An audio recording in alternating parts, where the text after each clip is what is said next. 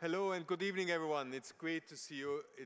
Honestly, it's a fantastic room, and it's wonderful to be able to celebrate together, and to have a conversation on Superfine, Tailoring Black Style. It's this year's really powerful exhibition of the Costume Institute.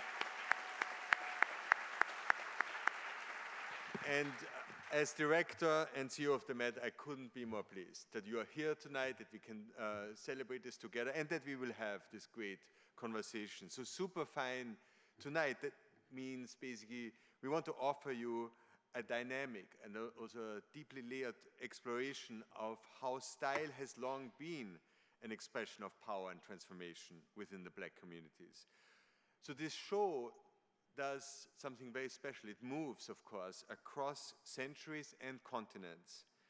And in that way, it also shows and reveals how clothing, self-fashioning, and personal aesthetics have been used not just to reflect identity, but more importantly, even to reshape it, navigating and challenging, of course, the forces of race, of class, of gender, and politics. And this is an exhibition not only on garments. It is a complex exhibition. It's also an exhibition on history. But it's an exhibition that also includes all sorts of different objects. Garments, of course, but portraits, photographs, other objects, stories, narratives that we want to put forward.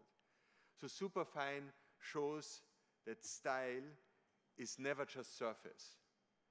It is a language, indeed, of freedom, a powerful language of resilience, and a great language of imagination. So this exhibition was inspired by the 2009 book, Slaves to Fashion, Black Dandyism and the Styling of Black Diasporic Identity by Monica L. Miller, the professor and chair of Africana Studies at Barnard College, Columbia University. And we are deeply grateful that Professor Miller then agreed to guest curate this exhibition and also contribute, of course, to a major publication that got published on the occasion of this exhibition, together with some others. We were especially pleased and honored that Monica created this exhibition together with us, but she's really devoted her entire time, her entire energy, and what she doesn't know yet is that in the next 6 months she's going to be in the galleries every day to give tours. So she's still at the beginning of enthusiasm of accompanying this show. So I want to thank her, especially that she's here tonight. Thank you, Monica, for being here.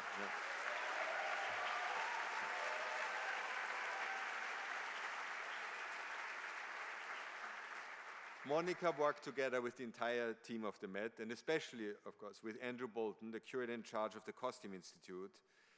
We worked closely together and collaborated this project with the support also from associate curators William de Gregory and Amanda Garfinkel.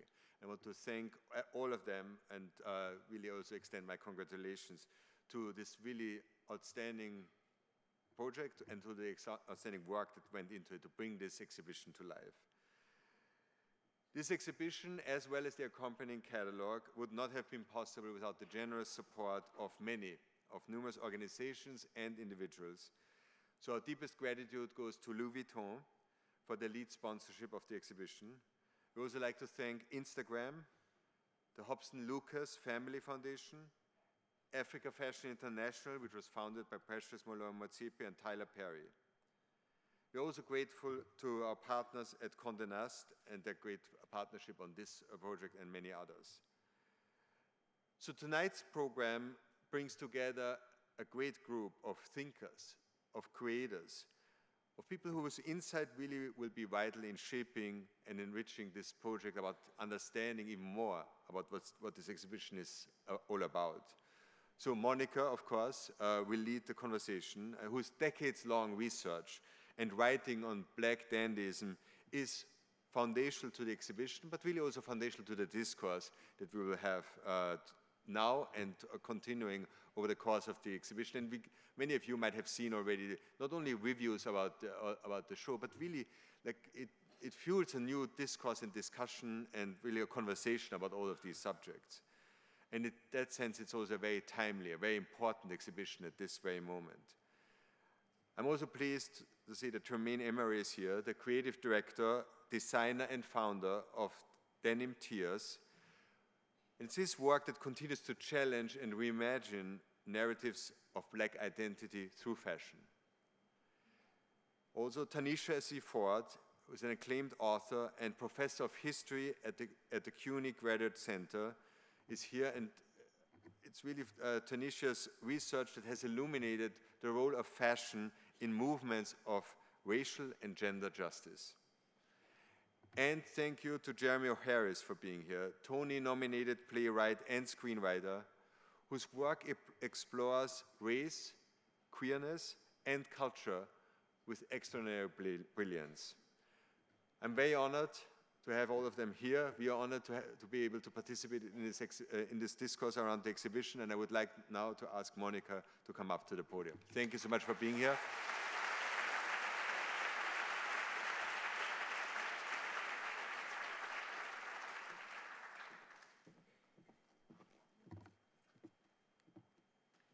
Good evening, everyone. Thank you so much for being here. Thank you, Max, for those kind words of introduction and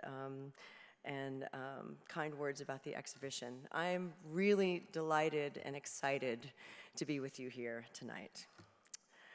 Before we hear from our distinguished panel of superfine guests, I'd like to say a little bit about the origins of the exhibition, the many phenomenal collaborators who worked on the show, as well as the exhibition catalog.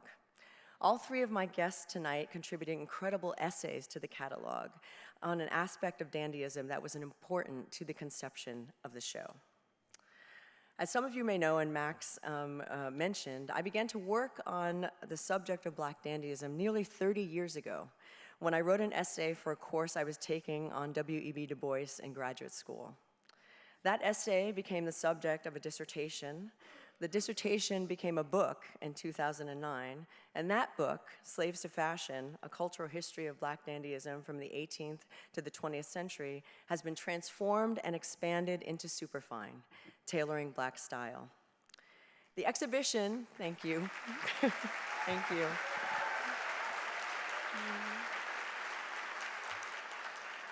As many of you know, the exhibition takes its title from a signal moment in the life of Olaudah Equiano, a formerly enslaved man, who, when able to purchase his freedom, put aside above 8 pounds of money for a suit of superfine clothes to dance with at his freedom.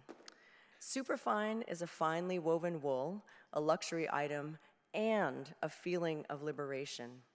Donning it only enhanced the dance that celebrated Equiano's self-determination. A historical examination of Black style through dandyism, Superfine is conceptually inspired by Zora Neale Hurston's 1934 essay, Characteristics of Negro Expression. In this essay, Hurston identifies 12 characteristics of Black expressive culture, including drama and the will to adorn. Superfine is organized into 12 themes such as ownership, disguise, respectability, and beauty that define but are not definitive of Black dandyism as a tool and a strategy of resistance and resilience. Language, literature, grammars, and vocabularies are important to this exhibition as its themes build into an essay. Many of you will notice that there are a number of books in the exhibition when you go upstairs later, and that each of the 12 sections of the exhibit are introduced with a quotation from a Black writer, setting the tone and sometimes the scene for that section. All of Superfine's principal collaborators, exhibition designer Turquoise Dyson, mannequin designer Tonda Francis, photographer Tyler Mitchell, and artist and special consultant Ike Ude, all speak to the theme of dandyism in their particular artistic language. For example, in Turquoise's case, the exhibition design employs a spatial vocabulary for the show that features the camera aperture and the stage, pivoting between shapes that hold and contain particular moments of Black history and others that more forcefully display it. Tonda's mannequins, modeled on one of the first sapeurs, Andre Matsois, include one with multiple profiles that unfold, as she says, like the pages of a book. These panel head mannequins are directional and temporal beacons and guides in the show, representative of past, present, and future. As he focuses on the relation of the individual to community, connection, and solidarity amongst Black men and people for Superfine, Tyler Mitchell's photographic practice creates a system of relationality, a grammar, that is recognizable as uniquely his. As a result, his message can be read so easily and joyfully in his essay for the catalog. Ike Ude, stylish in person and on the page, intones in a set of aphorisms in the epilogue to the Superfine catalog. Here are just a few of his aphorisms that emphasize the elements of style. He says, "Suppleness of sartorial elegance is the lyricism in a best dressed. The best sartorial eloquence reveals itself almost like a whispered verse composition." And finally, "The dandy makes poems out of dressing, songs out of elegance, and philosophy out of an attitude." While I wouldn't technically call the catalog a collection of poems, I would say that it is poetic. And in addition to Tyler's photo essay and photography of garments in the exhibition, it is full of over 30 voices, scholars, designers, writers, fashion icons, writing beautifully about objects and themes in the exhibition.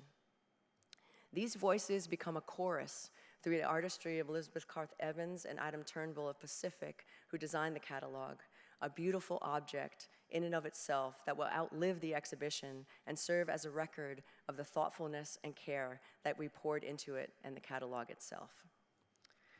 Which brings me to the introductions for our additional introductions for our distinguished guests tonight, who represent different voices in the catalog. Please help me welcome, and they're going to come out after I'm done saying this. Please help me welcome Tremaine Emory, whose essay Black Jockey in the Champion section of the catalog plays tribute to the lost history of the prominence and self-styling of 19th century Black jockeys, the subject of Denim Tears' capsule collection, The Great Black Jockeys, which is featured in the exhibition. And I'm mentioning all these things so that when you go upstairs later, you'll look out for them. We will also welcome Tanisha Ford, an old friend and distinguished scholar of Afro-diasporic fashion and socio-political movements.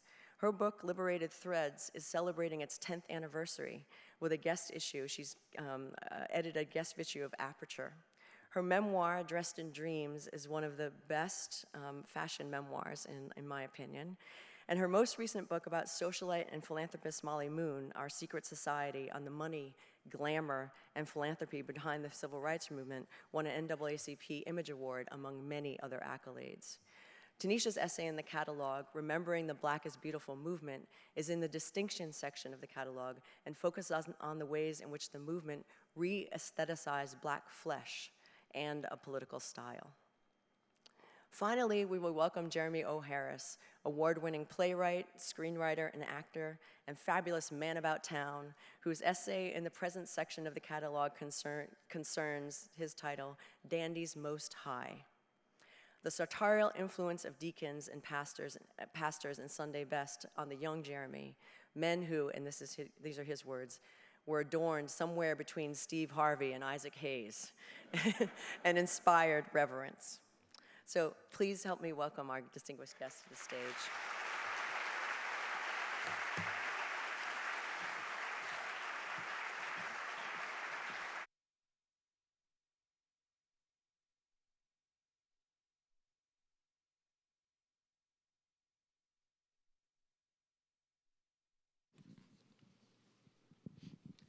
Welcome and good evening. You're going to need that, Tanisha. We did a little pre-chat, as one often does, and decided in that pre-chat that we were just going to get right to it. And what that means is that I'm going to ask each of these lovely people a question about dandyism, to which they have provided some image evidence, right? Okay. So the question is, what does dandyism mean to you? And how does it show up in your work and life? Feel free to illustrate and or show your work. Well, first I want to say good evening, everyone. Yes, way to talk back. Call and response. It's truly an honor to be here to celebrate you, Monica, to celebrate this wonderful exhibition. My work would not exist without yours. I was a graduate student when your book was published, just starting to think about these ideas that became my dissertation, that became the book Liberated Threads, and you made this kind of work legible in the Academy. So thank you for being bold.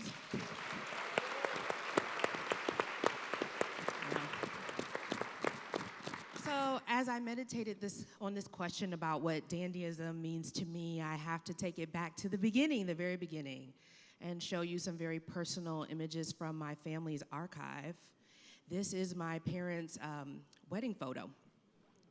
And part of the reason why I'm showing this is because my mother is my first memory of a dandy. My mother, who was born in the 1950s and came of age in the early 1970s, the Black Power era, designed and sewed her own clothing, including her wedding gown and that of my grandmother, who's also in this photo, and my aunt, who was her bridesmaid, who's not in this photo. And it was through her that I really learned about how Black women stitched their sartorial freedom, stitched the world that they wanted to live in, through a needle and thread, and a vision for themselves, but also for their community, and for an idea of liberated Black flesh. So much of my research in the books that I have written really stems from this place. So if my mother was the one who exposed me to style and fashion and menswear, my mother loved menswear. We would go down to a local shop where she would buy like matching suspenders, socks, tie, handkerchief, you know the shops, right? Then my father was the one who told me that dress was a discipline.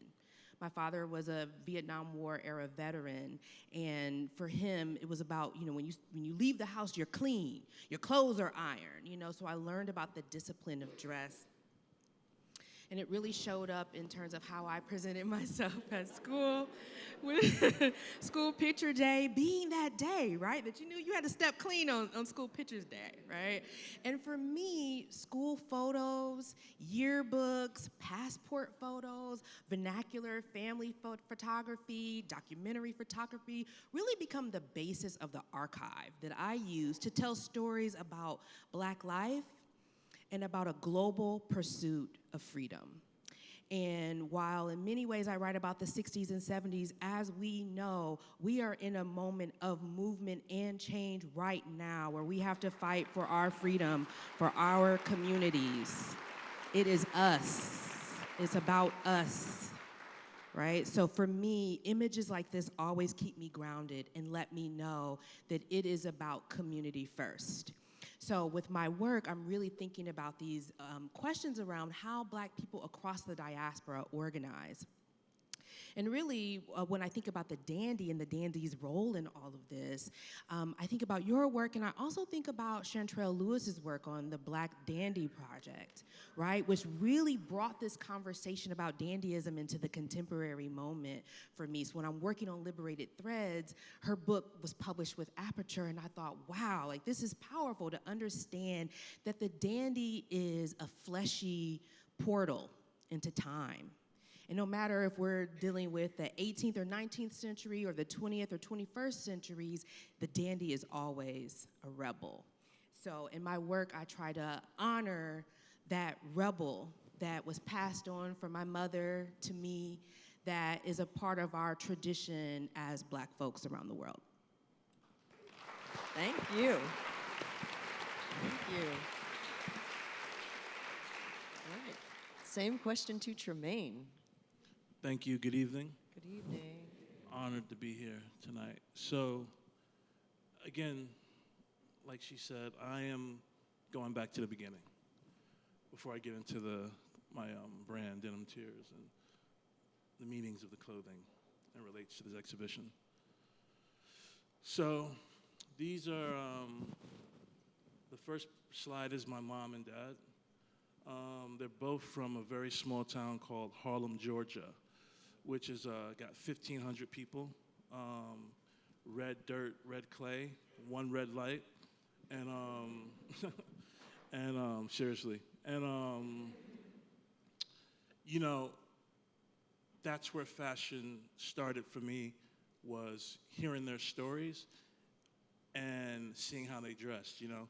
Hearing my dad tell the story when he went to go see James Brown perform in Augusta, and how his hair looked, and how his clothing looked, and the cape, and the disapproval of my grandfather saying, I don't like that guy, I gotta go with you to the show.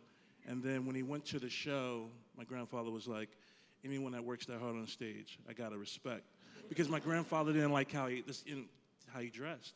Because my grandfather, overalls, flannel shirt, khakis, work boots, and then on Sunday, church dress, you know, he probably wore a black or navy suit. So I think those stories were the beginning of me understanding the power of how you dress. You know, my dad and my mom talking about James Brown, and then when, you know, talking about the Beatles, you know, my dad said him and my uncle Krivas used to get mops and use them as guitars and put on my grandmother's wigs, my grandma Liza's, as wigs, and that's fashion too. That's, you know, the power of this imagery of seeing the Beatles and how they were dressed. And then going forward, when I was a kid, this first photo, I used to stay up when my parents would go out on the weekends every now and then. I'd stay up because I wanted to see their outfits. Ever since I was little, I loved how they dressed. I loved how my mom dressed. I loved how my mom dressed. I loved how my father dressed. And like, you know, just the beret with the leather over the double denim. And then my mom with the fur coat and the way her hair is. This is my favorite photo of them. You know, it's like my most cherished thing is these photos. And so then to the next slide, not the next slide, the next photo in the middle is my dad, I think probably on furlough when he was in the Army. And he has on, you know, the stacked turquoise heels, flared boots, flared jeans, and then like this kind of a two-neck flowered shirt.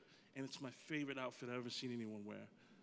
I literally, like, this is part of a collection that I'm working on. This is one of the pictures on the mood board, but this picture is always burned in my head, and like, I almost died because my dog actually chewed up this picture, the actual one, and it was like one of the worst moments of my life. But anyway, different story. And then, but just that style, and me seeing that picture as a kid, but then re-seeing it as an adult when my dad gave me a bunch of photos about 10 years ago, and that's where all these photos are from, a box of photos he gave me. And it just, this is what dandyism to me. You know, when I first saw this stuff, I didn't know it as dandyism or anything. I just knew that how you dressed meant something. And you had to bring your own style to it. But not just for like impressing people. It was like, it was a part of it, just like what we ate for breakfast and what we ate for dinner. And go, you know, in this next picture, you know, this is a Sunday. I know it's a Sunday because we go to Sylvia's in Harlem on the gospel brunch, for the gospel brunch. And, you know, the reason I chose this picture is because on the far right, my right, is my Uncle Ray, my favorite uncle, and my mom's brother, and probably the best dressed person I've ever known. And the way he would pontificate about how you gotta break off your hat is insane, like what it meant, breaking off that hat. And you can't wear the hat till you break it off right. You can't. And I'm like, what's breaking off the hat? And even his, like, when he'd wear, like, because he was a brick, you know, they all were, he was a brick mason, like his father, and like my, you know, that's on my mom's side of the family, but my grandfather was a brick mason too. And my father was a brick mason and worked for my father until he went into the Army and learned how to become a TV news cameraman. And, you know, even how my Uncle Ray would wear his trucker hat, it had to be broke off, you know. And long as I knew him till the day he died, even in his most frailest, the last time I saw him, just the way he had his shirt was ironed, trucker hat, he was just clean. And I never seen him, even the way he wore a t-shirt, it was like he was in a tuxedo, because he just had so much style. And, you know, it's funny, it's just like, my parents took me to get a cat when I was 6 years old in the first grade, and the cat was a calico, you know, stripes, patches and all this, and they're like, what are you gonna name her? I was like, Fashion. I don't know why a 6-year-old kid would name a cat Fashion, other than just being so influenced by my mom and dad and her magazines and how she dressed, you know? So that's where it all started for me. So on to the work. So this is my collaboration with Kim Jones when he was at Dior. And the middle picture, I'll start with that quickly, was based on, it's a tuxedo, but then the brooch is a leather cotton flower, you know, cotton flower. And the reason why I designed that was, actually, it was Marc Jacobs' wedding, and me and my best friend were DJing his wedding. And I wore, it was before I started Denim Tears. So in my mind, I was not demoing, but bringing Denim Tears in the world. So I had on a suit, and I bought, some cotton, like a cotton plant, and I made a brooch out of it. But then I brought an extra one because when I was trying it, it kept breaking. And then when I was walking through the crowd, and I walked up to Virgil, and we were talking, him and Shannon, his wife, and Andre Leon Talley looked at me, and he said, I love your cotton brooch. And then I reached in my pocket, and I gave him the extra one. And the way he held it, and look in his eyes was like, you knew this man was from the South. You knew he heard stories of sharecroppers in his family, and then before that, picking cotton. And I know the reaction I got from him without me and him even talking, just from his eyes and knowing what he was about, what it meant, him seeing me wear that brooch and then me giving him the extra one I had. And that's why I designed this, was to commemorate that little moment I had with him at MJ's wedding. And then the other two suits, they have a mohair armband to represent what black folk wore during the Civil Rights Movement, to honor those who had been hurt or killed, you know, in those marches and things like that. So that's what I do with Denim Tears, is I just put, whether it's like my family history or the collective history of black folk, into the clothing. So, you know, this whole collection was based off, about around James Baldwin and Miles Davis and all that, that whole black pool of genius first going to France and feeling more free than they felt in America, you know? And then next, this is a collection called The Frog and the Scorpion, and it's based on the connection between the Black Panthers and the NRA, but really widely the Black Civil Rights Movement and the North Irish Civil Rights Movement, and the connections between it. And, it was mixing elements of traditional Celtic wear that Irish people began to get in touch with, that had been stripped from them by the British Empire, and then mixing in traditional black African diasporic wear that was stripped from them by the American Empire, and then also what they wore in the 60s and 70s, and that was this collection. And then next was my Kiss My Grits collection, which was, I called it Kiss My Grits because that's what my mom used to say to me when I get on her nerves. She'd tell me to kiss her grits. And but also it's one of my favorite foods, some grits with some eggs and cheese and stuff, and some hot sauce. But Okay.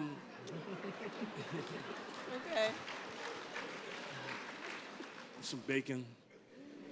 I can smell it. I can smell my mom's breakfast. Anyway, for real. So then this one is, I say this collection, a big part of it was talking about black foods in general, but also me holding on to things that they've tried to take away from us, but with stereotypes.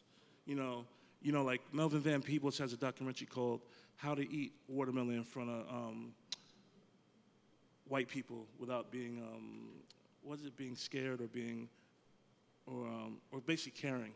And, I'd hear all these tropes about, racial stereotypes about watermelon and all this stuff, and I'm like, for me, watermelon represents my grandfather coming around with a truck of watermelons and letting me pick one.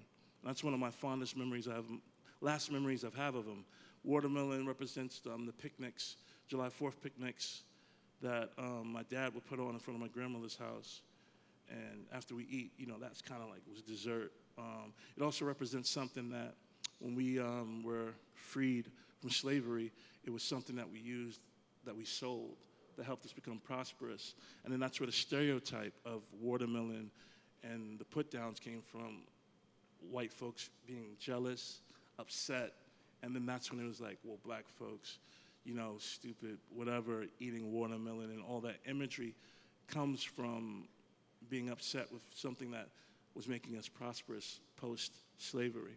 So I made a mohair watermelon sweatshirt, rind, and then I made a leather jacket to represent the inside of it, and I did a collaboration with Combs to hold on to what it really means to black folk, not what some stereotypes that were made up out of fear of black people. Next, this is some of the items that are in the exhibition that you guys will get to see tonight, and these are two legendary guys, Ali and Taz, mentors from a close and a far to me, and I cast them to wear this stuff, and I was grateful to have them. But this was about, I designed this collection because when I was a kid, my dad, we used to go see horse races sometime, and my dad was like, Tremaine, the first jockeys were black.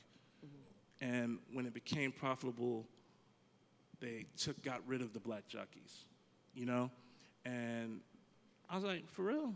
And then I went to Barnes & Noble's back in the day, and I saw the book, but I never bought it. We'll talk about books in a minute. Yeah, so then when I grew up, I got the book, and my dad was right. And again, this goes back to family. So me doing this collection is based off a story my dad told me 30 years ago, and then me following up on it. And, this collection has fantasy, the rugby, that's based off a Ralph Lauren rugby, but then the riders are riding a zebra. And I have them riding a zebra because zebras are unable to be tamed. And I wanted to bring some fantasy to it, but also I feel the spirit of black people is unable to be tamed by all the things that have been put against us.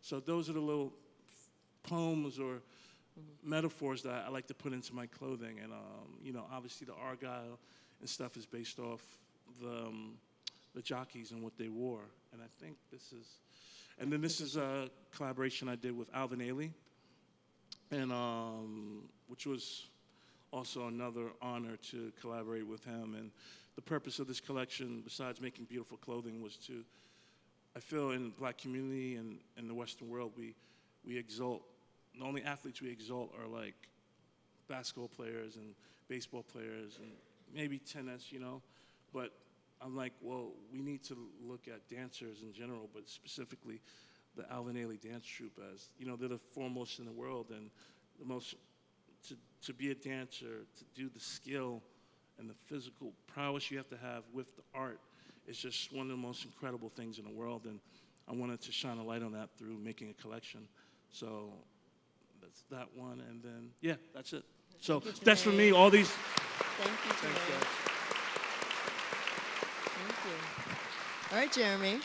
So for me, all these things represent what we're talking about tonight, dandyism and the resistance. Denim Tears' whole thing is about resistance and telling the glory and the plight of the African diaspora through clothing. And I'm just mimicking what we black folk do when you do on the regular through clothing. And it doesn't have to be a commercial clothing brand. That's just happily how I've put it out. It's like I'm wearing this football jersey. For me, it's like it has a spirit because it's Doug Williams, the first black quarterback to win a Super Bowl. And, black quarterbacks weren't allowed to become quarterbacks because they thought they weren't smart enough. So this just isn't fashion for me. This jersey has a spirit because I remember my dad telling me that. And that's why I became a Washington Redskins fan. And that's why I wear this jersey till now. And that's all of it, It's not just the style, it's the reason why we do it. And it's so nuanced and incredible. And that's why it's just so incredible this exhibition exists and the book and the writings you guys have done. So thanks. You, Jermaine. Thank you. Jeremy, style and spirit.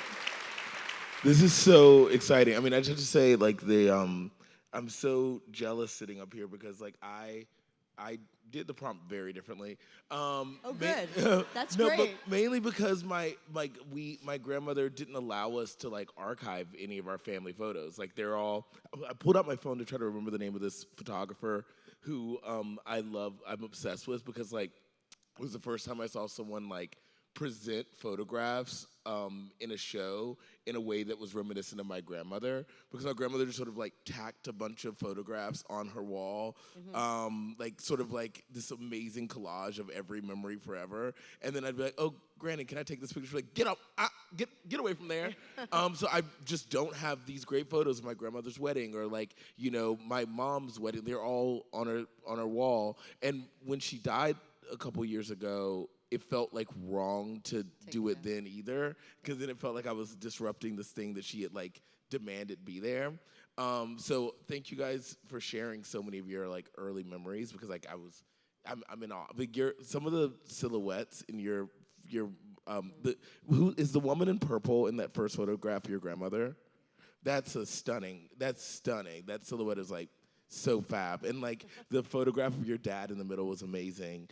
I wrote an essay for Vogue about what a dandy was, and the sort of prompt that I was thinking about when talking to you guys about my relationship to dandyism was like, sort of how can I extrapolate upon that idea? And one of the things I don't get into in that essay, because there was only so many words I could write there, is that my mom is a hairstylist as well. And so I talk a lot about how, like, for me, being a dandy is telling a story. It's about storytelling in some specific way. So whether it's telling the story of, like, the first black quarterback, and like, how his sort of, like, resilience sort of represents your own resilience, is one way of being a dandy. For me, another way of being a dandy is to tell the world that you're taken care of, that someone, like, cares for you. Yeah. And the earliest way of me doing that for everyone was, like, through my hair. So a lot of my photographs are sort of like a journey through my hair, because my mom, when getting out of her first marriage, had to find a job for herself, and she decided she wanted to go to like the Dudley Cosmetology School, which if you're from the South, you know about Dudley's. And Mom didn't have anyone to practice on except for me, and because growing up, I really, really, really wanted long hair, like Tommy, the White Power Ranger, and which is a weird thing to say. But it was like one of my first crushes, I don't know. But he had long hair, and I was like, I want to have long hair, and it wasn't allowed until my mom needed a mannequin. So then I got to grow my hair out. And so she tried every crazy bad style on me. She dyed my hair when I was like in 9th grade. And it sort of like created this like space for me to like have this understanding of myself that was like around taking care of my hair, presenting my hair in a certain way to telegraph how well my mom had taken care of me. So these are just some random photos of different hair journeys I've liked. This was me when I first got to Yale. I had my hair in a big afro, and I think I wanted to show off this outfit. I got my first day at Yale School of Drama. I got Tom Brown to give me their suit wetsuit. So it was a full wetsuit that I wore to school for orientation, and I had a big afro, and it looked really good. It was really, but then there's this big cookout that happens afterwards, and I felt like the most fun thing to do would be to like ruin my afro and like just spray my hair with a bunch of water and get really wet, and the thing to show that I was just a fun, crazy kind of guy. And when I was thinking about, dandy things, this feels very dandy. Like this is like my version of wearing my Birkin bag to the beach or something. It's like sort of being like frivolous with my high fashion. That's what my afro can look like when I've kind of taken care of it. This is at the premiere of Euphoria when I did that, when I was a co-producer on that show and premiered that there, and was that. There we go. This is one of my favorite hairstyles I've ever done. This sort of like very laid. This was the first preview of Slave Play on Broadway. It also coincided with a Vanity Fair party, so I got to have really good pictures of my hair. But I really, really love that version of myself. This is one of my other favorite hairstyles. I did my braids. My braids came from here, and I did extensions so that they went all the way to my foot. So I had 6'4" braids. It was really psychotic. And because I always wanted to do little baubles like my sister, I finally got them for this shoot. And then I did my baby hairs like I was Sailor Moon or something. And then that's my mom at the premiere of Slave Play off Broadway. I truly feel like because she, like, I don't know, I feel like the only reason I'm up on this stage, the only reason I've been able to be a dandy is because I had a mom that looked at me and accepted me no matter what sort of person I was going to be. She wanted the person that was in front of her and pushed that person to feel as open and honest and free about themselves as they wanted to be. And one of my favorite, I remember I was so scared to tell her that I wasn't straight because, you know, growing up in the South, everyone's always like, you don't want to be a little punk. You don't want to do, you know, all those things they say. And she even admits now that there were like moments when she like sort of like pushed upon me a type of masculinity because she was a single black mother who had me when she was 19 and was told by our church that, like, if I grew up gay, it would be her fault, you know? And I remember I was so frightened to tell her. And when we were in Chicago, we were walking, I was in Chicago in undergrad, and she pulled me aside and we stopped at a bus stop, like right on Ashland. And she was like, Jeremy, I think there's something you need to tell me. I was like, there's nothing I want to tell you. What are you talking about? And she was like, I feel like you're holding a secret, and we've never had secrets, and I just need you to be honest with me. Tell me what you want to tell me. And I was like, what, do you want to know something? I'm like, guys? And she was like, well, I've always known, but yes, I wanted you to just say it and to know you could say it and to know that I love you no matter what you feel or who you love. And she like, just took me in her arms and held me so tight and reminded me that, I don't know, no matter what sort of structures were around us, like, the boy that she had raised was always going to be the boy that she was going to love. So that's my journey. That's how I'm a dandy. It's through my mom. Okay. All right. Well, now I'm kind of off script. I mean, I'm like, I mean, thank you guys so much for sharing all of that, sharing those personal stories with us. I mean, one of the things that has happened as a result of this exhibition, of doing the work, you know, that went into what you'll see upstairs, has precisely been talking to people about these journeys. So I'm actually, it's really phenomenal that you did what's been happening.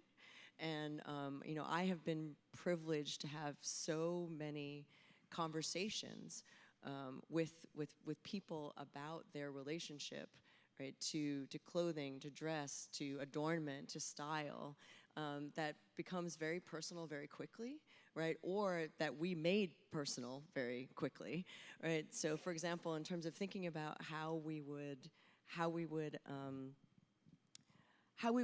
source some of the objects in the show, you know, we especially some of the historical objects, right? I mean, you all are talking about the force of this in contemporary fashion and in your lives, right? But we were also really looking for garments that were telling those similar stories of power, right?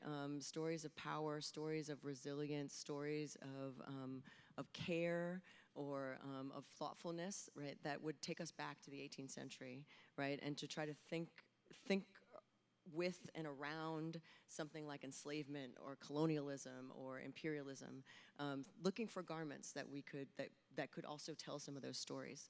You know, that was difficult, right? There weren't that many objects that were, you know, worn or made by enslaved people. So we had to look in different kinds of archives, right? And so you all talked about archives in different kinds of ways, right? You know, sometimes we looked at historical museums. Sometimes we looked in, you know, in historical societies, museums, all of local places. And then sometimes we just called people, right? So, for example, I had a very long conversation with a descendant of W.E.B. Du Bois, right, trying to figure out if their family had preserved anything in their archives. Answer was no, unfortunately. But one of the questions I have, two really quick questions, we're almost out of time, which is amazing. Questions for you all, which is a little bit about archives, right? And also about books, right? I know that Tremaine's store, African Diaspora Goods downtown, right? One of the features, right, of that storefront is a library, right?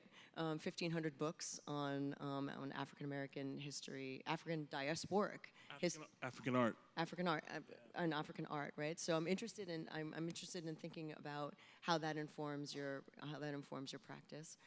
You're a historian, Tanisha, right? So you work with archives, right? And have an interesting relationship to your own personal archive as well as the archive that you find in history. Jeremy, I know that recently have been thinking historically and archivally, right, about your own self-presentation, right, and also, about those kinds of histories. So I'm interested in you saying just a little bit about books and archives in relationship to style. I'm also interested in thinking about, like, what can fashion say? What can a fashion archive say, right, that maybe words cannot? Who wants to take that up? I would just say that, one of the things, it was very funny in my New Yorker profile, the profiler, whose name I know, because he's cool and we spent a year together. My brain is broken. Sorry, I've been sick and I'm delirious. Anyway, in my profile, they talk about how I use the word canon a lot, because I do. I use the word canon a lot. I think about the canon a lot. Yeah. And one of the first things I did when Slave Play went on Broadway is I started the Golden collection. My grandfather's name was Golden Harris, which is a dandyish name inherently. Yeah. I wanted to celebrate his life because he died the week before I found out I was going to the John Golden Theater. Really weird, right? Which is a Broadway theater, if you don't know. To celebrate the fact that my grandfathers had passed and that I was in this place, I've made a collection of like important Black works that never made it to Broadway, and donated them to a library in all 50 states, and then sort of encourage people to buy them and donate them to other libraries and also own them. And I think for me, that's my relationship to the archive, is thinking about, one of the reasons I wanted to be, or didn't shy away from being adopted by fashion, is that I recognize that the writers we remember the most, the Black writers we remember the most, that we don't immediately abandon, are the ones that like existed in different silos, right? Yeah. Like we look at James Baldwin as this like towering figure of like the literary world, but also politics, but also of fashion, right? Yeah. He was best friends with Marlon Brando and like walked around. So like there's all these different ways you can find him if you look. And I think that like it was important for me to not become lost to history, and by me not being lost to history, maybe if I used enough names of people that inspired me as I sort of walked through history, they wouldn't be lost either. So I think that's in some way how my relationship to fashion and the archive work. That's cool. Yeah. Yeah. Go ahead. No, you first. Tanisha. Okay, cool, I'll go. Well, in the introduction, I heard you mention my special issue of Aperture, I did. And thank you for doing that. It's called Liberated Threads, Stories of Black Style, and it really moves around Africa and its diaspora, telling the stories of Black image makers. And that became another way for me to archive Black style stories, because when I published Liberated Threads, the book, 10 years ago now, all these people started coming up to me telling me their style stories, and sometimes people would even send me photographs from their family's albums, right? And so I realized that there is a power in the storytelling around dress, and it really shifted my relationship to a fashion archive, because while we're museum spaces and four-walled archival brick and mortar spaces are important, for people of African descent, our items very rarely make it into these spaces, right? So we have to become keepers of our own images, of our own family heirlooms, our own objects that matter to our people, even if a museum or an archive doesn't deem it worthy of collecting and preserving. So I wanted to work with people in communities to help archive their family items, and I learned this archival process by working with the Remembering Olive Morris collective. It was a radical international Black feminist collective, or feminist of color collective, that I encountered when I was doing research in London for my dissertation. Their community-based archival practices were really, for me, radical, and it really empowered the communities that I wanted to serve. And so I've been on a journey since then to work with communities to do that kind of preservation work. I want to amplify what you're saying. Archive, please archive. It would have made a huge difference. For us, like it's just so important. Tremaine. Yeah, as far as the ADG store, African Diaspora Goods Store, I bought the archive of the African art books because I wanted to do a macro for the micro of how I work. Because, you know, a lot of young people are like inspired or want to stop me in the street. And I want them to see like the books is how the store and everything happens. You know, it's the plumbing. Like the water just doesn't come on. There's a whole plumbing system that, you know, the light switch just doesn't come on. There's a whole electrical system that connects to the power grid that's 800 miles away. And that's the thing with books is it's the plumbing behind, it's how things happen. So in general, it goes back to, for me, you know, A Fire Next Time. It was on my parents' bookshelf. I remember next to Andy Warhol Diaries. Those two books, and even reading the Andy Warhol Diaries and how he archived things, and then fast forward, I become friends with Theaster Gates, and seeing how he archives things in his library, and him being the custodian of Frankie Knuckles records. It's all related to fashion and to culture and stuff like that, and it's just, you have to keep these archives. It's like, because we're finite. We are, unfortunately, it's the saddest thing, we're finite. You know, my mom died 10 years ago, but I have those pictures because my dad took so many pictures. He used to drive me crazy.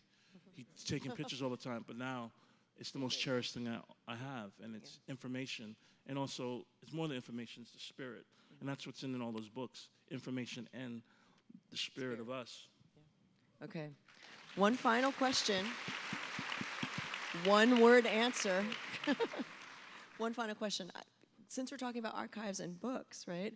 I want to know, what's the most important book? Some of you mentioned some already. What's the most important book in your library for you, and why? Quickly. I would say the first edition of Yukio Mishima's adaptation of Hamlet that I got in a tiny store in Tokyo by myself. Yukio Mishima is in the background on my phone for like over a decade. It's a weird person because, yes, he was a fascist, but he also had hypergraphia and was like gay and weird and such a great novelist who, like, I think had he met different people while he was alive, he wouldn't have went up so off the deep end. But I'm an obsessive, and I found this book, and I think it's really cool because, like, I didn't even speak Japanese, and I was able to clock the Yukio Mishima Hamlet adaptation, and they were like, that is it, and I got it. So that's a very important book to me. Excellent. Hard one. All right. The most important book, I guess, autobiography of Miles Davis. Quotation of which is in the exhibition. Go ahead. Oh, it is? Oh, wow. Incredible. Just the story, and it was a roadmap for me in my life to see when certain things happen in my life, and like, oh, well, Miles talked about how he felt when he went to Europe, or he met certain mentors and he harbored those relationships, or he never got caught up in, his style always changed, but not because he was trying to chase trends, because he's like, humans change, you change. If you don't change, something's wrong. And I used to travel when I first started. I didn't leave America until I was like 27, and my friend James Corrigan gave me the book in a Secret Santa thing when we worked at Marc Jacobs. Anyway, I would travel with, anytime I go on a trip, when Marc Jacobs and Robert Duffy moved me to London, whenever I travel around, I always brought that book with me for a long time, like Linus. My eyes have adjusted now, and so I can see y'all. Y'all are super fine, for real. Like, this is a good-looking audience out here. I love books, have tons of books, of course, but I'm going to keep with my theme of family and community and grassroots and say that my most important book is The Color Purple.